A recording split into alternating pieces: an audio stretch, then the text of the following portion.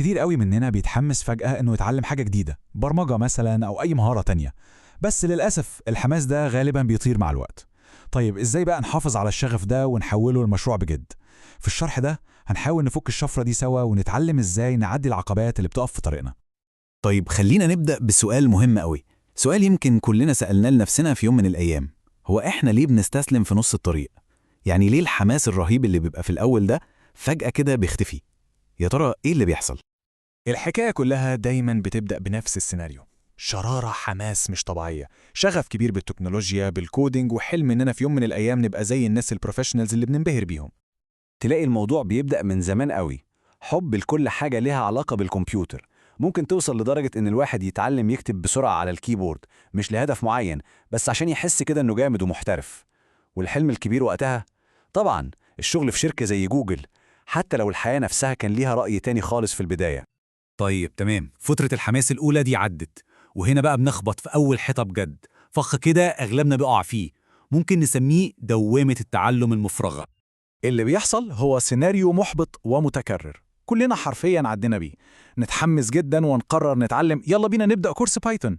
شوية صغيرين تلاقي أي حاجة تانية شدت انتباهنا فنوقف، وشوية ونرجع نتحمس تاني ونعيد نفس القصة من الأول، وهكذا دوامة ما بتخلصش. وهنا بنوصل لنقطة مهمة جدا، يمكن تكون أهم حقيقة في القصة دي كلها: الشغف لوحده مش كفاية خالص. يعني الحب والحماس دول ممكن يزقوا أول خطوة لكن مستحيل يوصلونا لآخر الطريق، خصوصا لو الطريق ده طويل وصعب زي تعلم البرمجة. نقطة التحول الحقيقية بقى، البلوت تويست، بيحصل لما الهدف نفسه بيتغير، لما بنبطل نتعلم لمجرد التعلم ونبدأ نتعلم عشان نحل مشكلة حقيقة في حياتنا. زي ما بيقولوا كده، الحاجة فعلا أم الاختراع. بصراحة أقوى دافع ممكن يخلي أي حد يكمل هو لما يكون في احتياج حقيقي. يعني سر الاستمرارية والمثابرة هو إننا نلاقي مشكلة عملية، مشكلة بتضايقنا ونقرر إننا هنحلها بالكود. ساعتها بس التعلم بيبقى ليه معنى وهدف واضح قوي. والمشكلة دي على فكرة مش لازم تكون اختراع ذرة، لأ، ممكن تكون حاجة بسيطة جدا بس مستفزة، زي مثلا تحميل الفيديوهات من يوتيوب. كلنا جربنا البرامج اللي بتقف بعد فترة، أو جودة الفيديو بتبقى أي كلام، أو الأسوأ الفيديو ينزل من غير صوت. هنا بقى الهدف بيبقى واضح وصريح: أنا عايز أعمل أداة بتاعتي شغالة كويس، بتنزل الفيديوهات بجودة عالية ومن غير الصداع ده كله. ومن هنا بتبدأ المغامرة الحقيقية، رحلة بناء أول مشروع كودينج بجد. والتجربة دي بقى المشاعر اللي بتيجي معاها مختلفة تماماً عن مجرد إننا نتفرج على كورسات وخلاص. طبعا الموضوع محتاج مجهود وتركيز.